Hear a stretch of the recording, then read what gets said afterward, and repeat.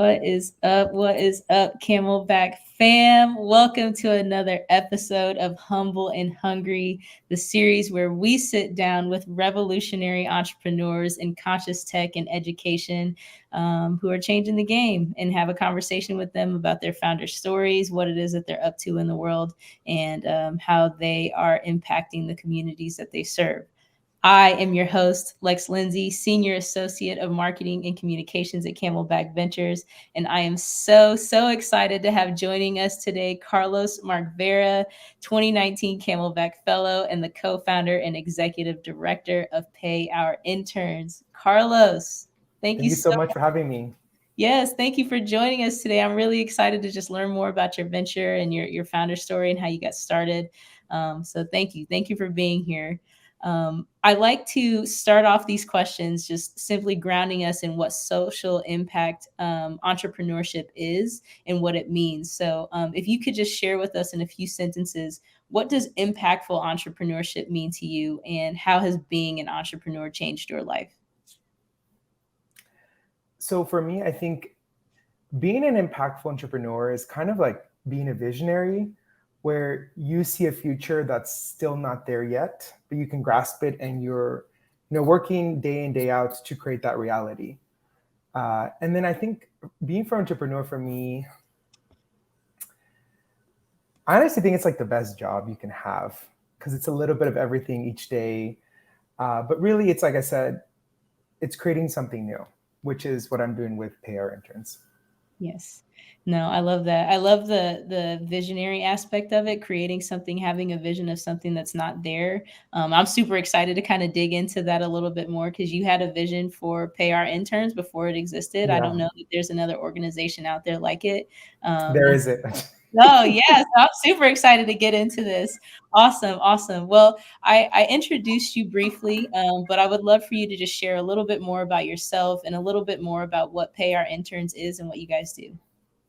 Yeah, so I'm the co-founder of Pay Our Interns. We are a 501c3. Our focus really is how do you create equitable pathways across all sectors so that our institutions, whether it's in education, government, nonprofit sector, not only reflect our communities, but actually create policies that will help us thrive. Our tagline is experience doesn't pay the bills. And because it doesn't, right? People always say that, oh, you'll get paid in exposure or experience or all that stuff. And we're best known for having convinced Congress to pass more than $150 million for funding and paid internships in the White House, Congress, State Department, so on and so forth. Oh my gosh. Yeah. Yeah. No, the first off, $150 million and paid Yes. internships within the like the government sector. Yes, the It's government sector. Oh my gosh, that's crazy. I remember being in college and you're right, like they give you, the exposure bucks or experience Yeah. bucks. It's like, yeah, but I still gotta eat and pay my rent. Right. How am I supposed to Yeah. survive?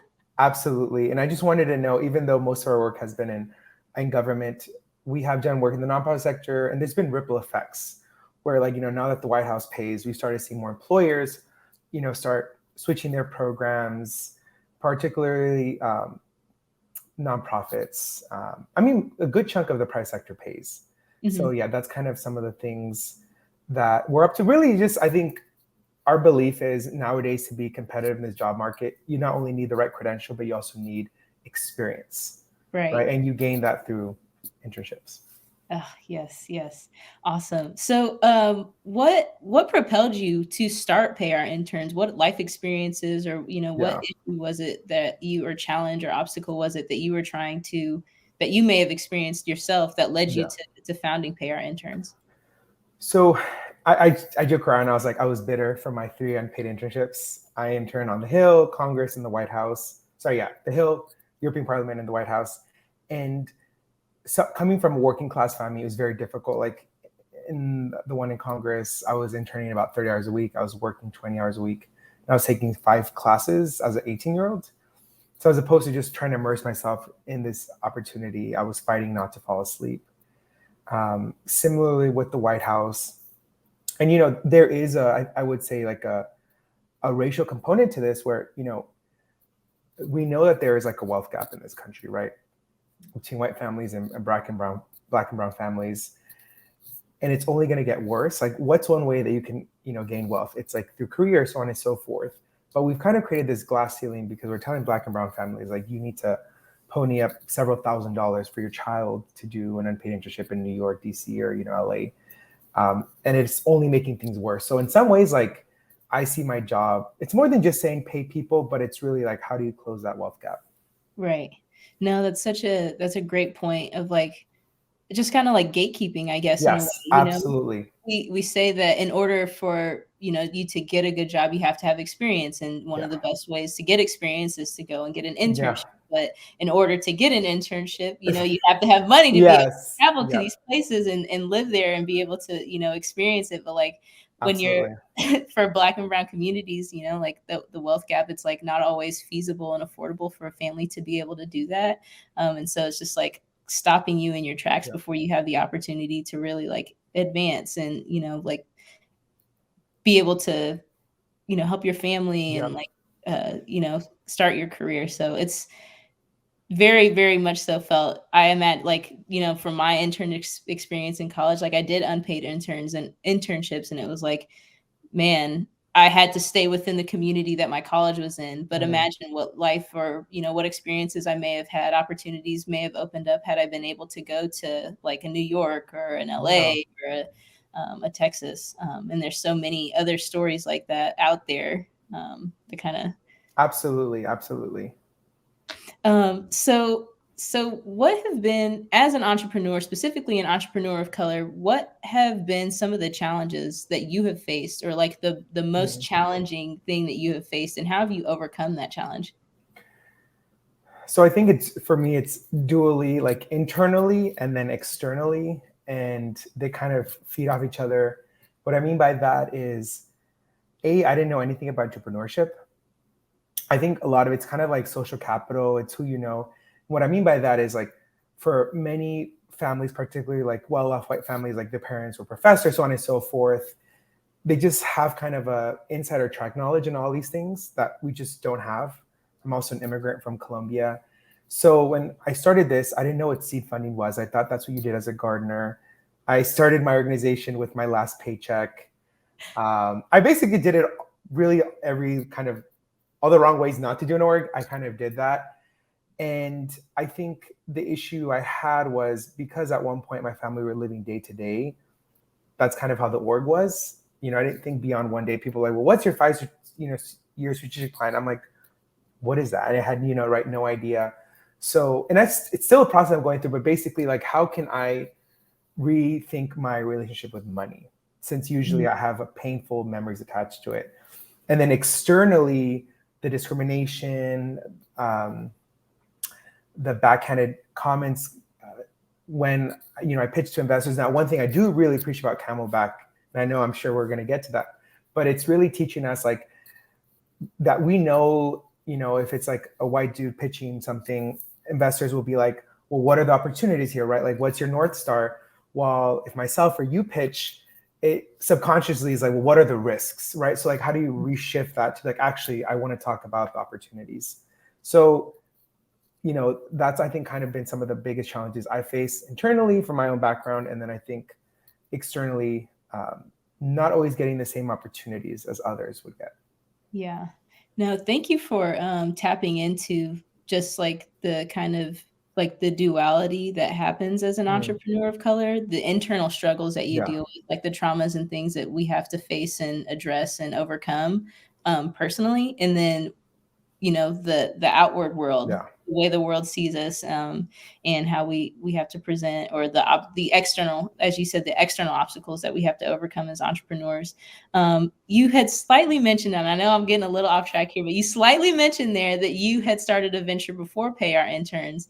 And it's not often that we dive a little bit deeper into like this, the entrepreneur who has had multiple ventures.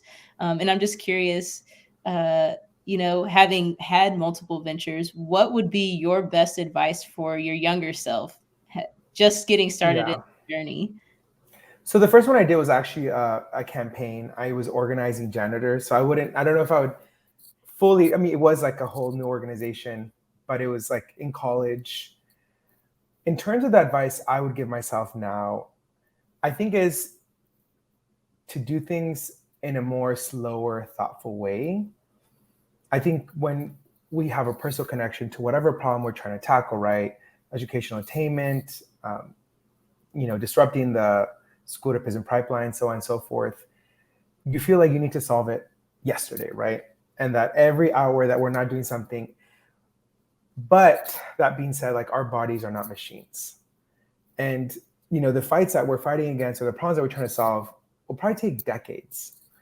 And might even be there once, we die, right?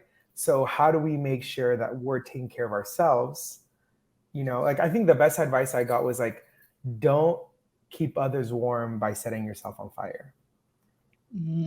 So that's something that I very much, I was like, for, the next future venture, definitely like, you can still get the work down, just do it in a more thoughtful, slower way.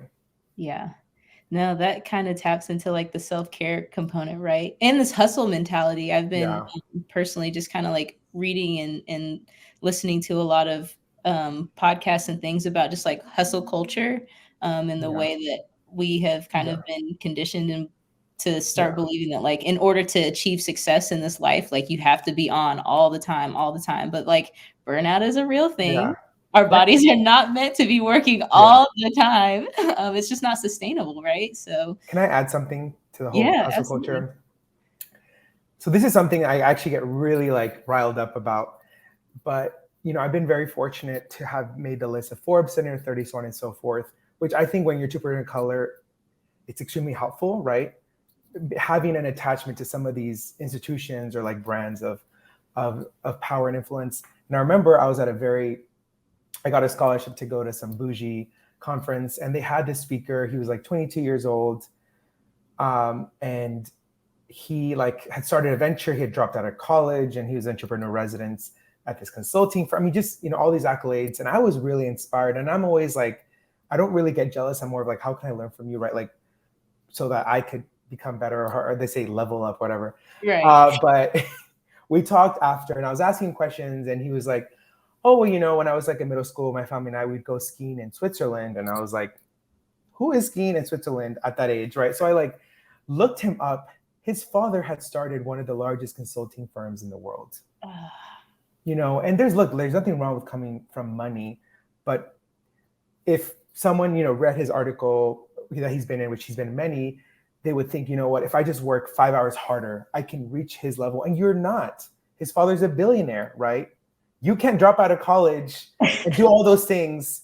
You're just not right. So like, I'm a big believer when they do these feature pieces, like put a little asterisk, like so-and-so raised $10 million, 9 million came from family and friends. Yes. Right? And then once they had that, they got the other million, right? Like, let's just be very clear about that, because we're setting false expectations and setting up a lot of people for failure.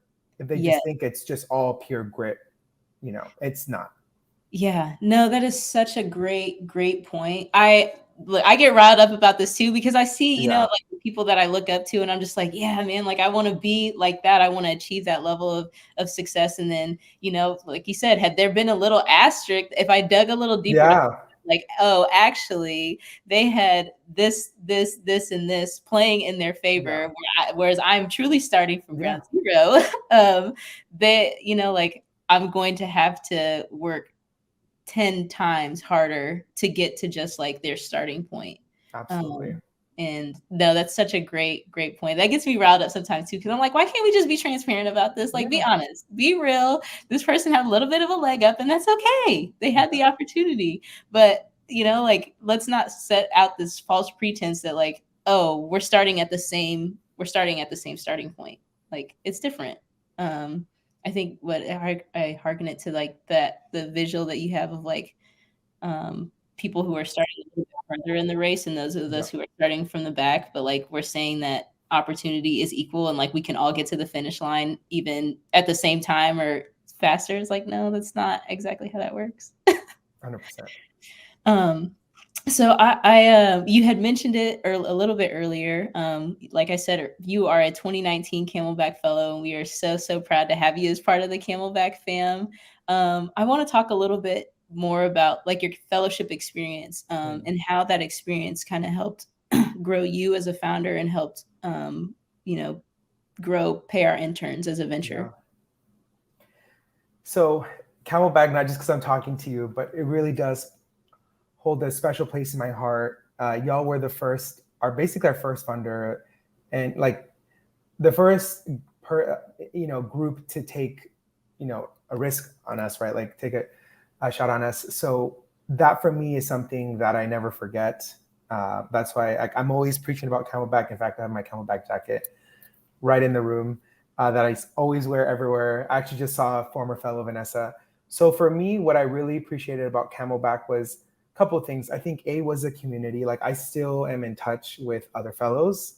Like I said, I just saw Vanessa, who runs Social Cipher.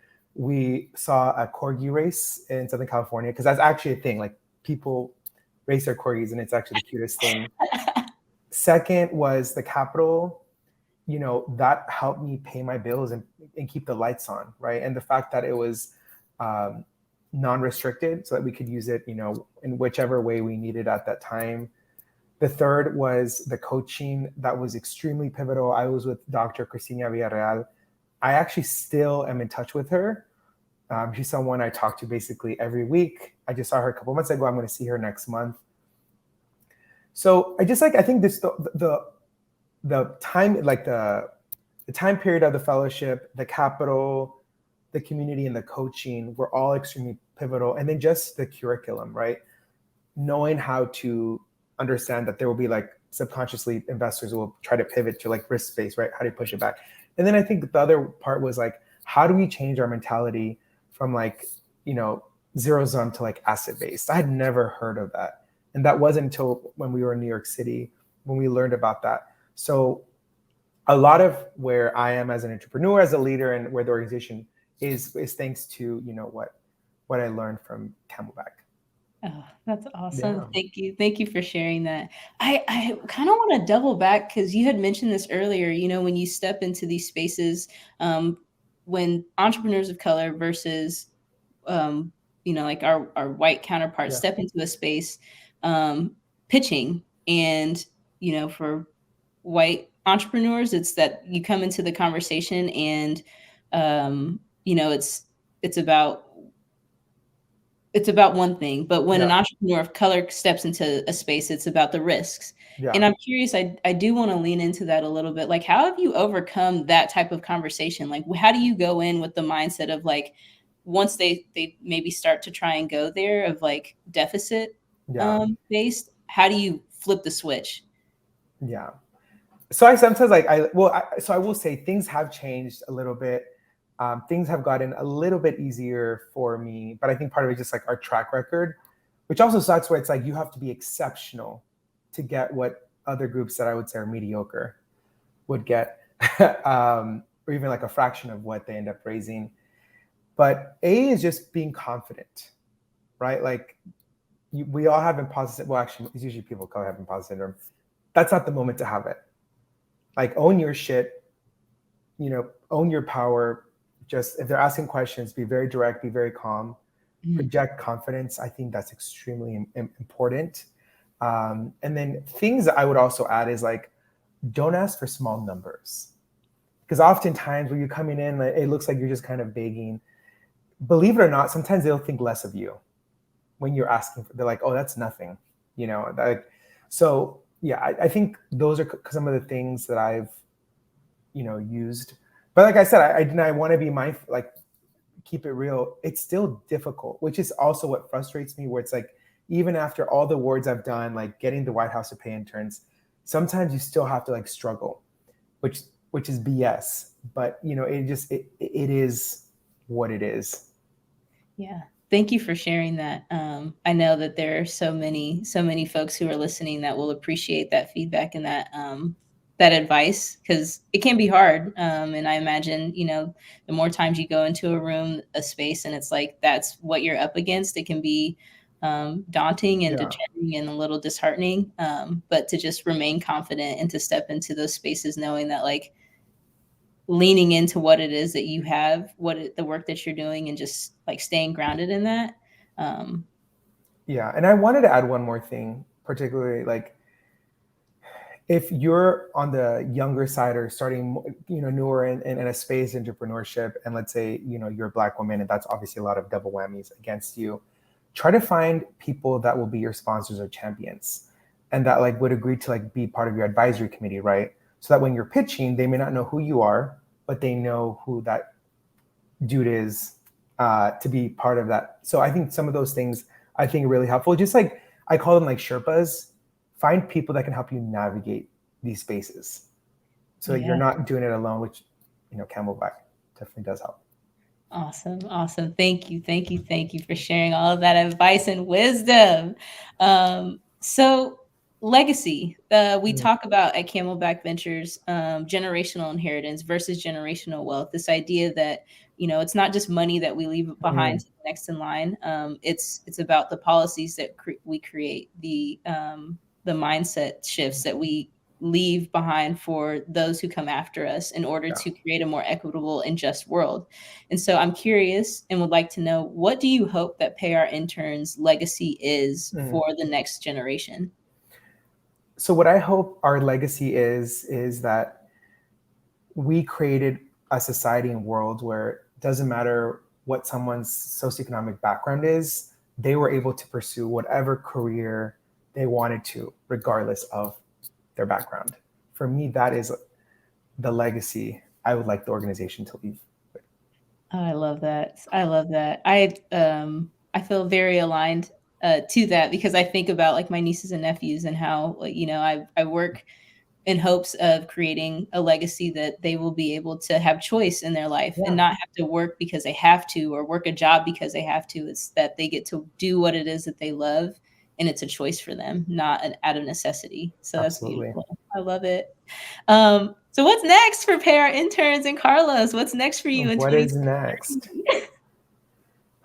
It's a good question. I think, well, one is now that we're having more organizations offer, paid roles, how do we make sure some of these opportunities are actually going to students from MSIs, HBCUs, state schools? Because you can't often expect elitist institutions to go from unpaid to paid, and magically that means, they've gotten better at like recruitment and hiring, so on and so forth. I mean, we know that that's like in the tech industry, right? Like those internships, they make more than I do, but it usually just goes to certain folks. Yeah. So I think it's still like disrupting social networks. I think the second part is looking at more some of these like workforce vocational, like we have a shortage of teachers. Pre-pandemic, it was 100,000. It's at 200,000. And it's only getting worse. Part of it is you're expected to do 1 year of like unpaid work to get your credential as a teacher, right? So how do we rethink that? So I think the future really is like earn and learn. Oh my gosh. I didn't know that about education. That's crazy. Yeah. A year of unpaid work? Yes. And And then teachers already don't make. yeah. And then like social workers, which, are really important for schools, hospitals, so on and so forth. To get your MSW, you need 2,000 hours, not including the 1,000 that you do in undergrad. So you're talking about 3,000 hours of unpaid work. And sometimes you're paying your school to then work for free. I can go on and on. So, we wonder why we have these extreme shortages, right? And we can't we can't function society without teachers. So why make it so damn hard to become one in the first place? Right. Yeah. I've had conversations with folks when we discuss like just, I don't know, how the value of education here in our country versus the value of education in other countries. Why do we make it so hard when it's like we need educators? We need people. Like, how else do we become a society that grows and learns and elevates and levels up? Yeah, right. And part of it is like, it's historically, because these are women-dominated fields, and obviously we don't value women, right? So we pay them less, and literally, like I was talking to a historian, they're like, well, it would just assume that like your husband would subsidize your career, your salary, but clearly, right, that's not very sustainable for the future. So yeah, those are some of the things that I think we'll be focused on. And I think the last part is, how can we support grassroots groups doing this work in different sectors, right? We have folks in the environmental space, in arts, media, so how do we support them, right? Because our job is not to lead in all these sectors. I think it's just more of being a support and resource for others.